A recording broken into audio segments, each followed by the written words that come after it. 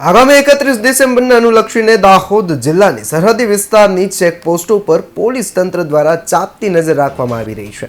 તમામ ચેકપોસ્ટો પરથી પસાર થતા તમામ નાના મોટા વાહનોનું પોલીસ તંત્ર દ્વારા સઘન ચેકિંગ હાથ ધરવામાં આવી રહ્યું છે। ડીવાયએસપી, પીઆઈ, પીએસઆઈ સહિત પોલીસ દ્વારા ચેકિંગ હાથ ધરાઈ રહ્યું છે। ત્યારે seat belt, helmet, drink and drive સહિત વોન્ટેડ આરોપીની તપાસની કામગીરી પણ હાથ ધરવામાં આવી રહી છે।